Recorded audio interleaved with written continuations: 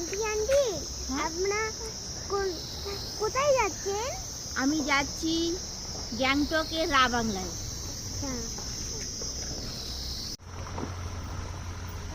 Aunty না, আমি তোমার কথা এখন শুনবো না, আমি এখন অপেক্ষা করছি।